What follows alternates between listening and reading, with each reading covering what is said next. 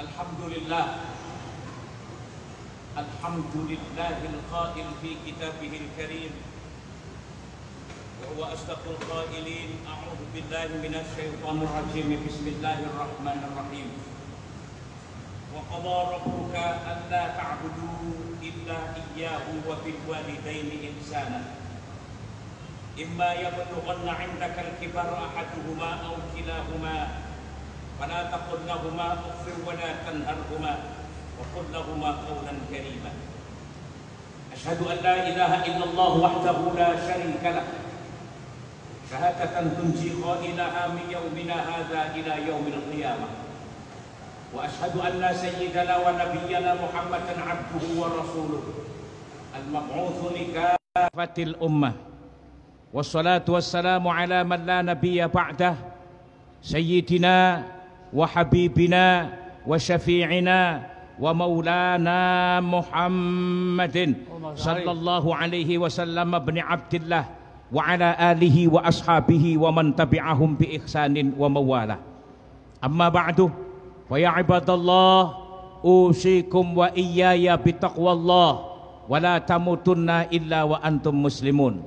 فقال النبي صلى الله عليه وسلم لا يجزي waladun walidahu illa ayyajidahu mamlukan fayastariyahu wa yu'tiqahu.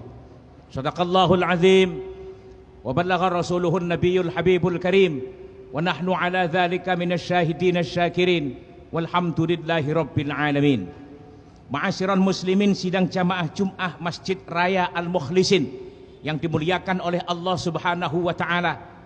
Puji syukur alhamdulillah kita panjatkan kehadirat Allah, di mana Allah masih memberikan kita umur panjang, Allah masih memberikan kita kesehatan jasmani dan ruhani kita, dan Allah masih memberikan taufiknya sehingga hari ini kita masih mampu dan mau untuk menjalankan ibadah sholat Jumat di masjid yang kita cintai ini.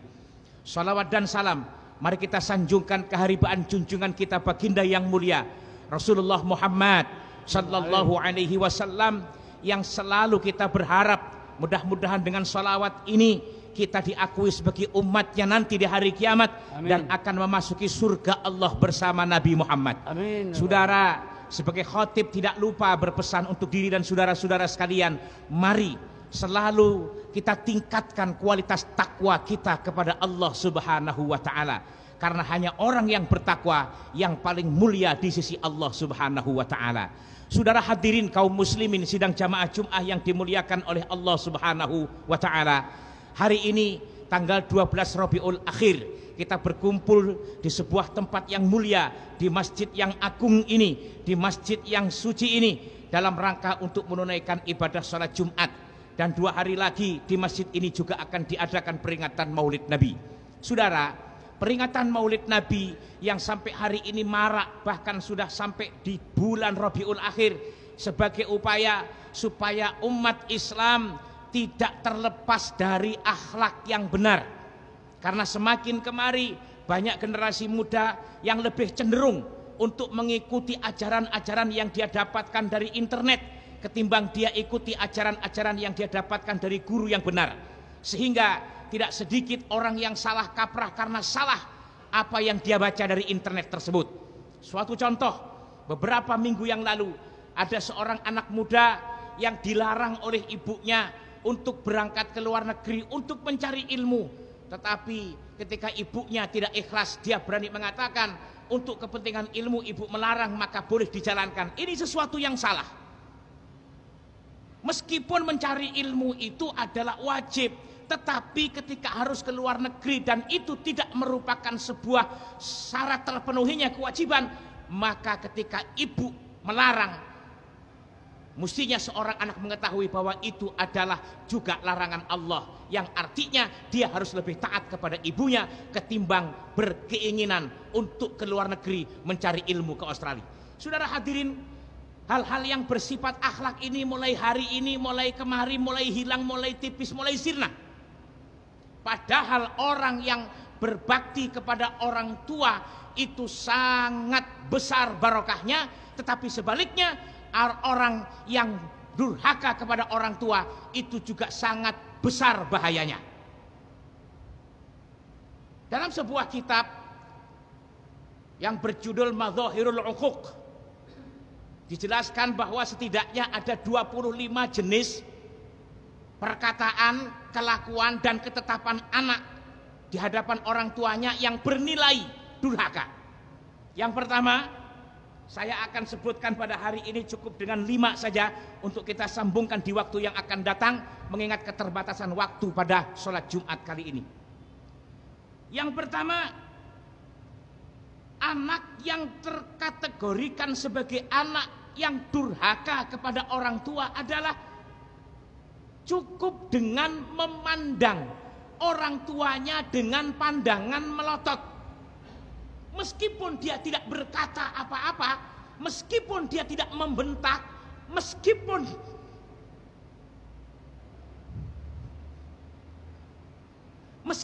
dia tidak melakukan pekerjaan yang menyakiti fisik orang tua, tapi ketika seorang anak yang ketika dinasihati oleh orang tuanya dia menunjukkan wajah marah, itu sudah tergolong anak yang durhaka.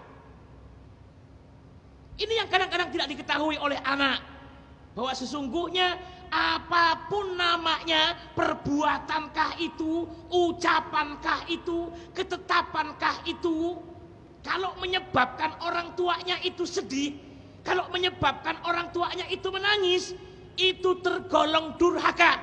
Sebagaimana disebutkan di dalam sebuah pernyataan atau asar sahabah, bukaul walidaini minal uquq. Dan di dalam sebuah keterangan yang lain dijelaskan bahwa bukaul walidaini minal uquqi wal kabair, menyebabkan orang tua menangis, itu tergolong durhaka dan termasuk dosa besar. Satu. Yang nomor 2, yang tergolong anak durhaka adalah anak yang melaknat orang tuanya. Meskipun cara melaknatnya itu tidak secara langsung di hadapan orang tuanya dengan terang-terangan melaknat orang tuanya. Dalam sebuah hadis dijelaskan, inna min akbaril kabair ayyal'ana ar-rajulu walidayhi. Qila ya Rasulullah, wa kaifa yal'anu ar-rajulu walidayhi? Qala yasubbu ar-rajulu abar rajul wa yasubbu abahu wa yasubbu ummahu. Kata Nabi, termasuk dosa besar orang yang mencela kedua orang tuanya. Mereka bertanya, wahai Rasul, bagaimana mungkin seorang anak mencela orang tuanya? Beliau menjawab, ya, seseorang mencela bapaknya orang lain, lalu orang lain itu mencela bapaknya, lalu orang lain itu mencela ibunya. Jadi ketika orang mencela bapaknya orang lain, akan sangat memungkinkan seseorang tersebut membalas dengan mencela orang tua kita. Ketika kita mencela ibunya orang lain, maka sangat mungkin menyebabkan orang lain tersebut mencela ibu kita. Sehingga ketika kita mencela ibunya orang lain, sama saja hukumnya dengan kita mencela ibu kita sendiri. Dan itu bagian dari durhaka kepada kedua orang tua dan bagian dari dosa besar. Yang keempat, anak yang terkategorikan sebagai anak yang durhaka adalah anak yang berbuat perbuatan buruk yang menyebabkan orang tuanya marah. Dalam sebuah hadis disebutkan, Rasulullah SAW bersabda, man asbaha muti'an lillahi fi walidayhi asbaha lahu bibabina maftuhani minal jannah wa in amsa fa bisra dzalik wa man asbaha asyan lillahi fi walidayhi asbaha lahu bibabina maftuhani ilan nar wa in amsa misla dzalik wa in kana wahidan fa wahid. Qala rajul wa in zalamah, qala wa in zalamah, wa yukarrir wa in zalamah, wa in zalamah. Barang siapa yang pagi-pagi membuat marah kedua orang tuanya, maka baginya 2 pintu terbuka menuju neraka. Dan jika di sore hari dia berbuat sedemikian pula, maka baginya seperti itu pula. Dan kalau orang tua seorang maka mendapatkan satu pintu meskipun keduanya berbuat aniaya.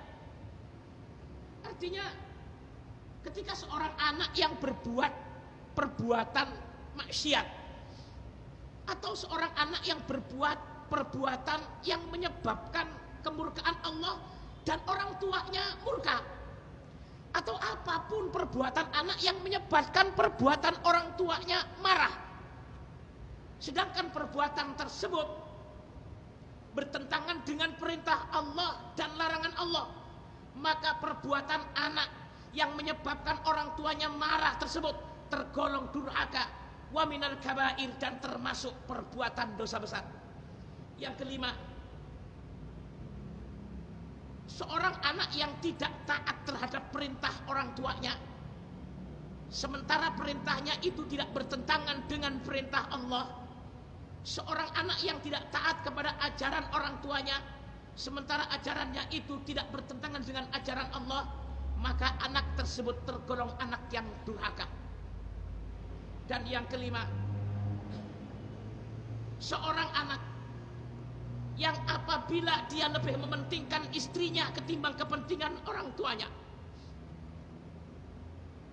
sementara kepentingan istrinya tersebut dia dahulukan, sementara kepentingan orang tuanya dia tinggalkan, maka perbuatan anak yang lebih mementingkan istrinya lalu meninggalkan kepentingan orang tuanya ini tergolong perbuatan durhaka, tergolong perbuatan dosa besar, sebagaimana yang pernah diceritakan dalam sebuah cerita yang panjang tentang perjalanan Alqamah di zaman Kanjeng Nabi Muhammad SAW. Saudara, oleh karena itu melalui mimbar yang suci ini, Khatib Al-Fakir mengingatkan kepada saudara-saudara sekalian, mari kita introspeksi diri kita lagi. Sudah seperti apakah pengabdian kita? Sudah seperti apakah bakti kita kepada kedua orang tua kita? Karena bagaimanapun, apapun, seperti apapun yang pernah kita lakukan untuk kedua orang tua kita, tidak akan pernah mampu membalas terhadap apa yang pernah orang tua kita berikan kepada kita. Ada salah satu pertanyaan, Pak Ustadz, bukankah itu adalah kebaktian kita kepada ibu kita? Bukan saja kepada ibu, saudara, kepada bapak pun demikian. Bahkan suatu ketika sebuah hadis yang diriwayatkan oleh Abi Hurairah radhiyallahu anhu, anin Nabi sallallahu alaihi wasallam, la yajzi waladun walidahu illa ayyajidahu mamlukan fayastariyahu fayu'tiqahu. Kata Kanjeng Nabi, seorang anak itu tidak akan mampu membalas jasa ayahnya sampai anak tersebut bisa menemukan ayahnya dalam kondisi menjadi budak, lalu dia beli budak tersebut dan dia merdekakan. Saudara, artinya tidak gampang kita bisa membalas jasa, baik itu ibu kita maupun ayah kita. Kalau dalam hadis ini diriwayatkan, diserupakan ibarat kalau kita kepengen membalas jasanya ayah dengan kalau kita bisa menemukan ayah kita jadi budak lalu kita bisa membelinya dan kita merdekakan, itu sesuatu yang sangat sulit, sangat sulit. Kenapa? Karena sungsang sundernya ayah, karena jungkir baliknya ayah, karena sengsaranya ayah yang terkadang ketika ayah melihat anaknya sedang tidur, kita lihat anak tersebut sakit, terkadang ayah berpikir di dalam hatinya, bahkan dia berpikir dan berdoa kepada Allah, ya Allah, seandainya engkau bisa pindahkan sakitnya anakku itu kepada aku, ya Allah, pindahkanlah sakitnya anakku ini kepada aku, karena dia masih kecil ya Allah. Sebegitu sayangnya ayah kepada anak, sebegitu sayangnya ayah kepada anak, sehingga kepingin berkorban kalau anaknya sakit, justru kepingin biar dialah yang sakit supaya anaknya tidak merasakan penderitaan sakitnya. Seperti itulah saudara, yang kadang kita tidak sadari betapa ayah dan ibu kita berkorban untuk kita, bahkan mengorbankan dirinya. Ketika kemudian kita sudah dewasa, kita sudah produktif, kita sudah punya kemampuan, lalu apakah wajar kita tinggalkan orang tua kita?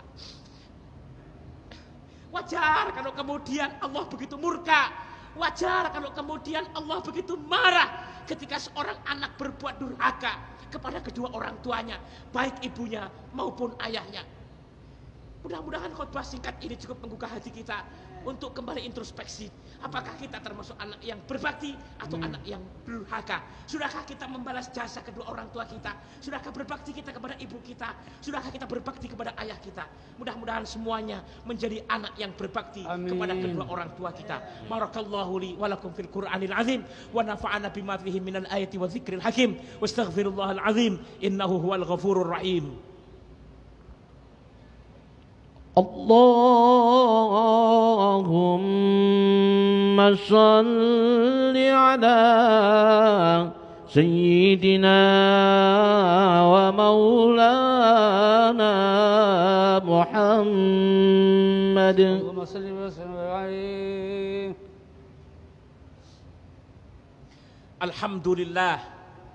Alhamdulillahi rabbil alamin wa bihi nasta'inu ala umuri dunya waddin.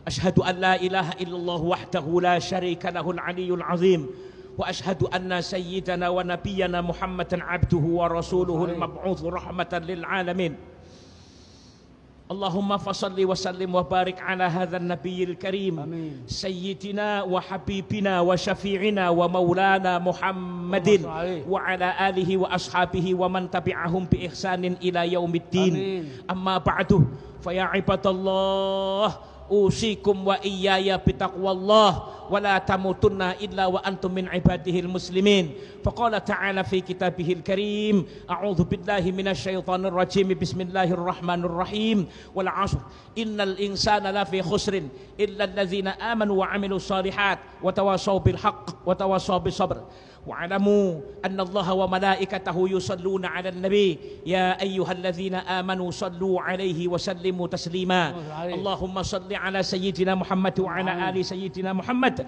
كما صليت على سيدنا إبراهيم وعلى آل سيدنا إبراهيم وبارك على سيدنا محمد وعلى آل سيدنا محمد كما باركت على سيدنا إبراهيم وعلى آل سيدنا إبراهيم في العالمين إنك حميد مجيد اللهم اغفر للمؤمنين والمؤمنات المسلمين والمسلمات الأحياء منهم والأموات إنك سميع قريب مجيب دعوات يا قاضي الحاجات ويا كافي المهمات برحمتك يا أرحم الراحمين اللهم اغفر لنا ذنوبنا وذنوب آبائنا وأمهاتنا وأجدادنا وجداتنا ومشايخنا وأساتذتنا وأستاذاتنا وإخواننا الذين سبقونا بالإيمان ربنا إنك رؤوف رحيم ربنا ظلمنا أنفسنا وإن لم تغفر لنا وترحمنا لنكونن من الخاسرين ربنا لا تزغ قلوبنا بعد إذ هديتنا وهب لنا من لدنك رحمة إنك أنت الوهاب ربنا هب لنا من أزواجنا وذريتنا قرة أعين واجعلنا للمتقين إماما ربنا آتنا في الدنيا حسنة وفي الآخرة حسنة وقنا عذاب النار وأدخلنا الجنة مع الأبرار يا عزيز يا غفار يا رب العالمين بفضل سبحان ربك رب العزة عما يصفون وسلام على المرسلين والحمد لله رب العالمين عباد الله إن الله يأمر بالعدل والإحسان وإيتاء ذي القربى وينهى عن الفحشاء والمنكر والبغي يعظكم لعلكم تذكرون ولذكر الله أكبر أقم الصلاة.